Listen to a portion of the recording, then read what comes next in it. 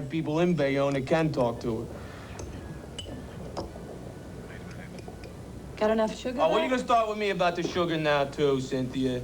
All of these details come out in flashbacks of Moore's version of the story after Willis is possibly and finally murdered, and Moore is interrogated by the police, played by Harvey Keitel and Billy Neal. I didn't do anything. I may have mixed feelings about James, but I would never raise a hand to anyone. I would never hurt anyone. Now look, if Joyce is gonna get caught, then she was gonna get caught. I am not gonna be the one to turn on her.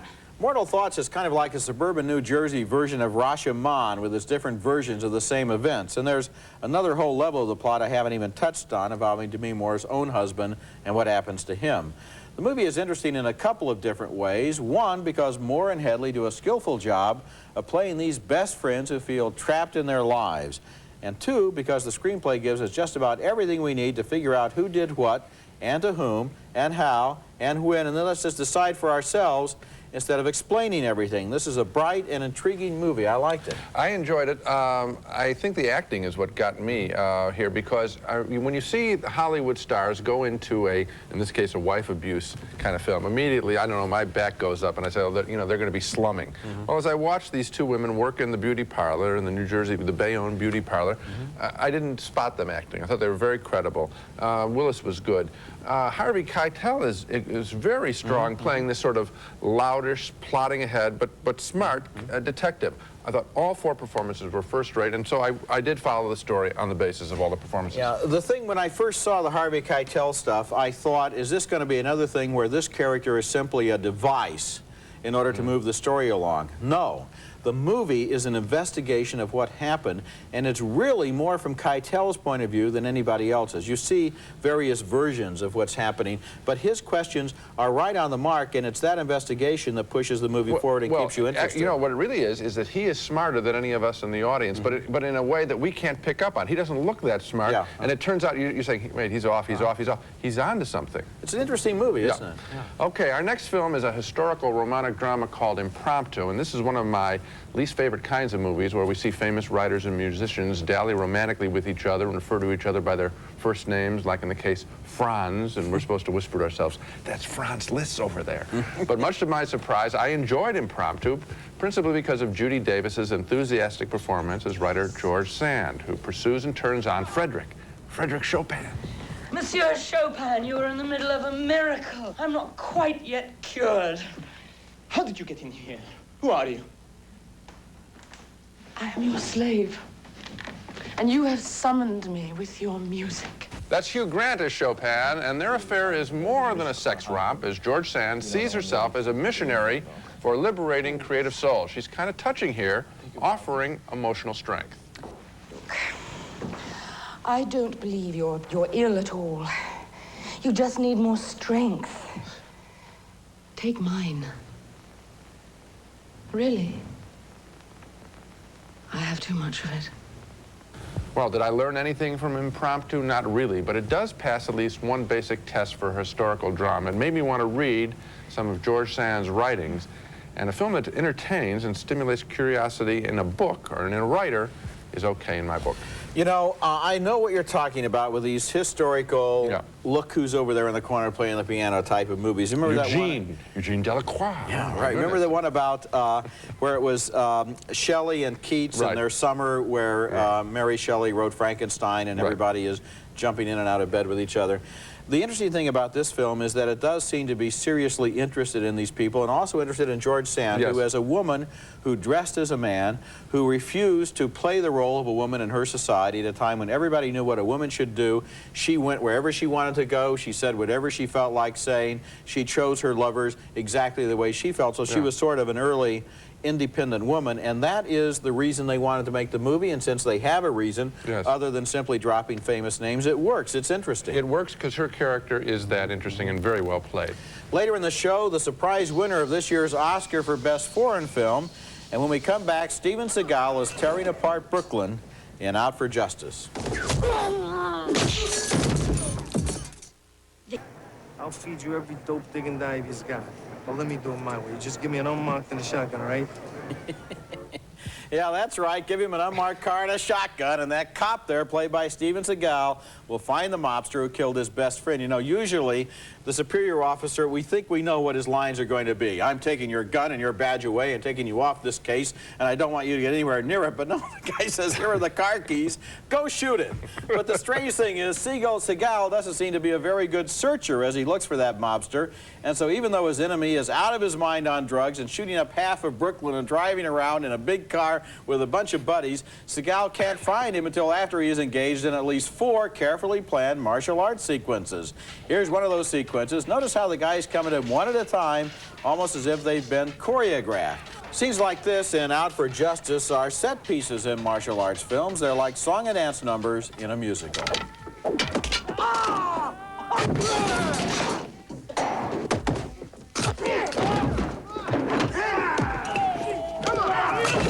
It's incredible the amount of violence this character inflicts that has absolutely nothing to do with his search for the killer. Who's the boxer? Me. You the boxer? Yeah. You're a tough guy. Yeah, tough enough. Really? What could you do? To you? Yeah. Seagal finally does corner the rat, however, and there's some neat dialogue as we try to figure out what their relationship is. What are you gonna do, huh? Huh? What are you gonna do? You gonna arrest me, huh? You gonna arrest me? I'm out of bullets! That's a shame. Because those bullets could have saved you a lot of pain. I like pain. Out for Justice is a movie with some real holes in it. For example, early in the film, Seagal pays his respects to the local mafia godfather, even breaks into Italian to tell him how much he loves him.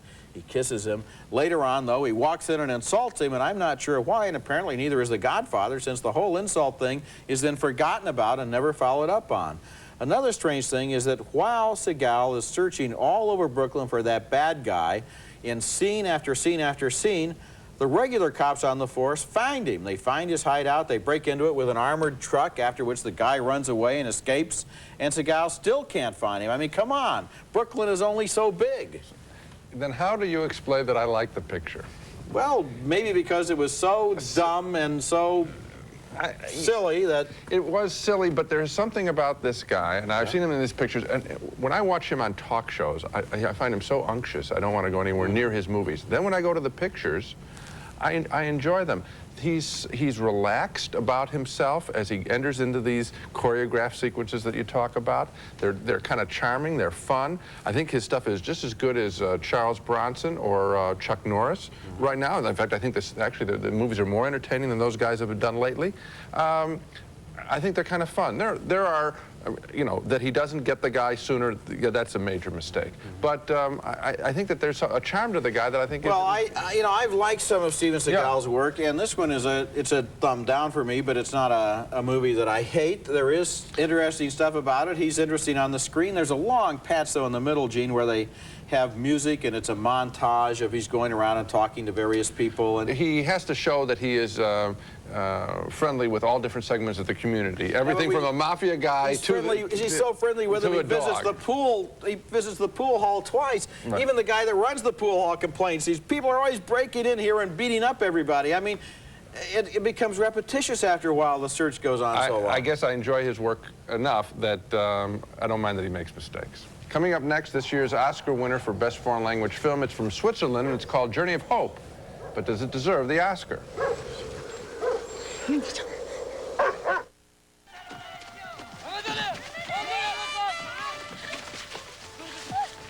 A Turkish family struggles through the Swiss mountains in the adventure film Journey of Hope, which won the Oscar last month as Best Foreign Language Film, beating out such favorites as Cyrano de Bergerac from France and Judo from China. I don't think Journey of Hope is as good as either one of those films, but it's still a compelling story of a struggle for a better life as a dirt-poor Turkish father and son dream of a better life in Switzerland. A neighbor sent them a postcard from there describing it as a golden paradise.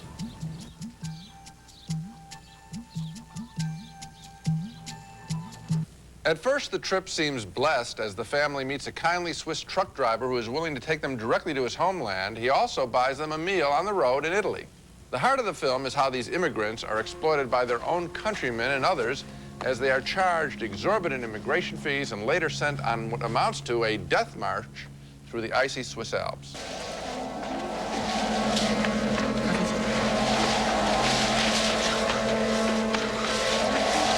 This film is touching in its particular story. The Turkish actors are very good, and in one terrific scene, we see the intransigence of some Swiss people to any immigrants. A wealthy man swims in a glass-enclosed swimming pool, and the Turks bang on the walls for him to save them from the cold outside. But I think the problem of Swiss immigration is a little more complex than this film allows. I give the movie thumbs up, but I don't think this is Oscar-caliber material. It doesn't get thumbs up for me. I felt that I knew more or less at the beginning exactly what the film was going to tell me, and then it didn't even tell me as much as I expected it to tell me.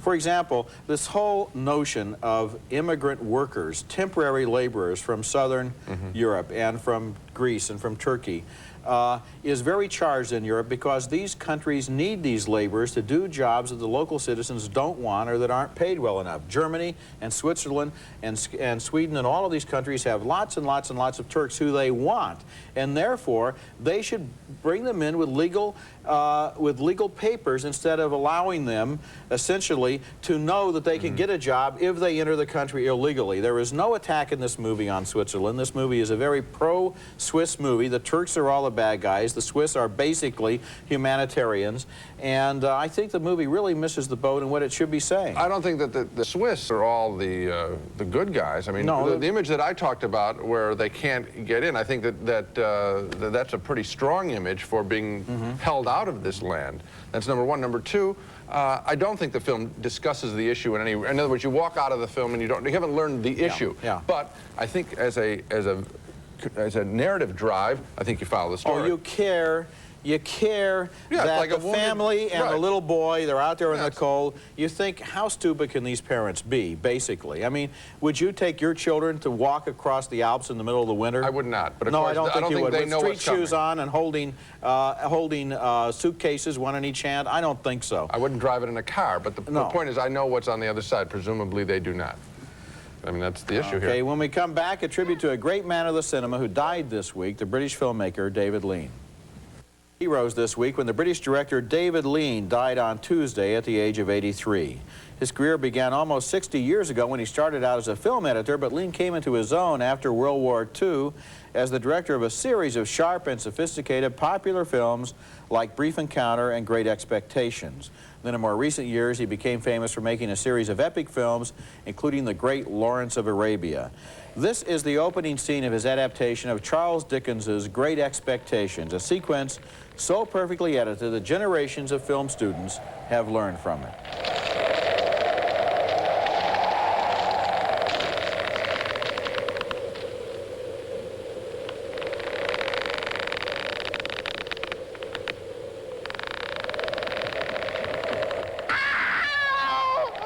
Keep still, you little devil, or I'll cut your throat. No, sir, no. And look at the mood here in Brief Encounter, the bittersweet story of a wartime romance starring Trevor Howard and Celia Johnson. I love you, Laura. I shall love you always until the end of my life.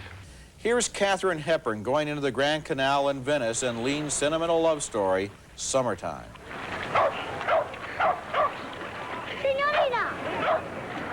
David Lean's first great worldwide hit was The Bridge on the River Kwai in 1957, with Alec Guinness as a British officer in conflict with the commander of a Japanese POW camp. Since you refuse to abide by the laws of the civilized world, we must consider ourselves absolved from our duty to obey you. My officers will not do manual labor. Then came Lean's Great Lawrence of Arabia, seen here in all of its widescreen glory. The movie was recently restored according to the director's original intentions and won a whole new audience. The movie made a star of a newcomer named Peter O'Toole.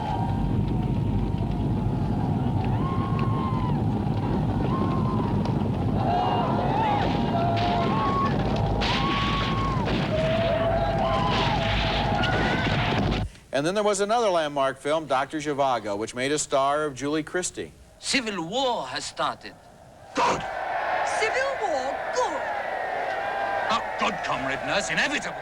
David Lean's most recent and last film was his 1985 A Passage to India with Alec Guinness again, this time as an Indian somewhat amused by the attitudes of English people.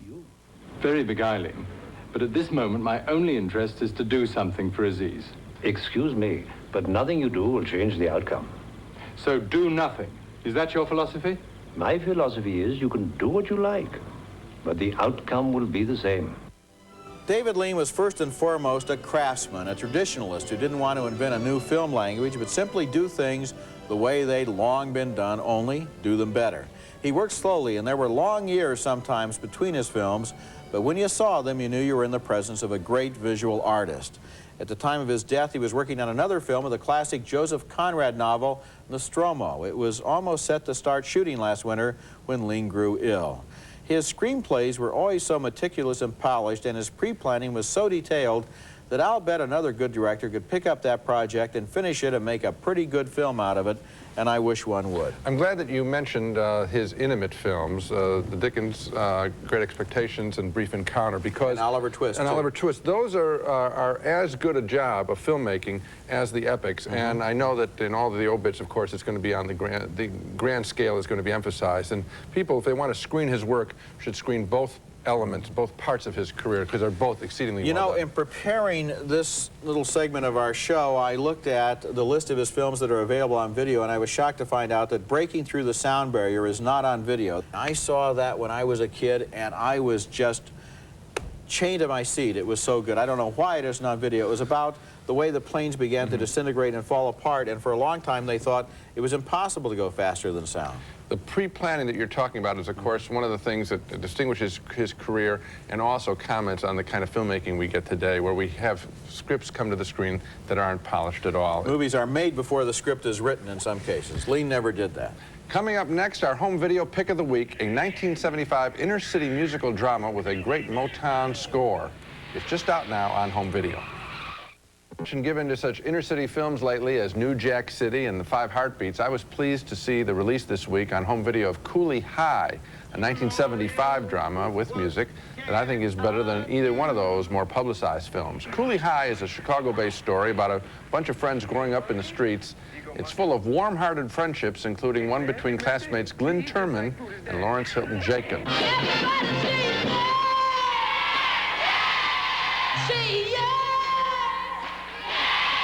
Cooley High hasn't been available on tape for 16 years while the music rights were being sorted out now.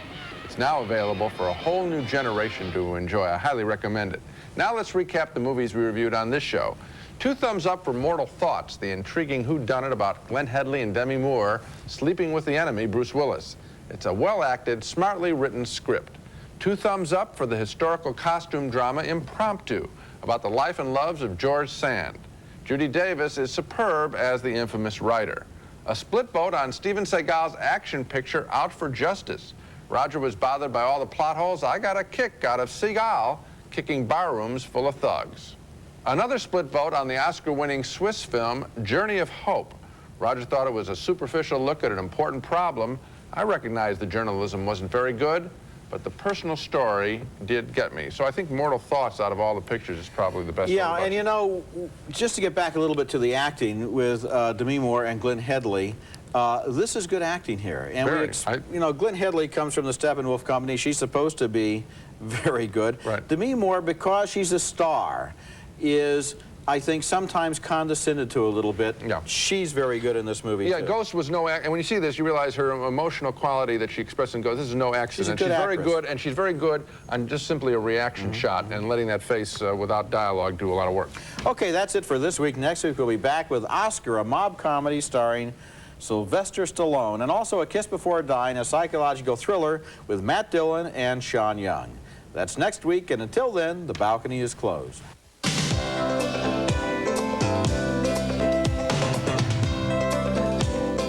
Ringer Lawn Restore is the natural, chemical-free way to make your lawn healthy and green. Ringer, all natural, all good, all safe.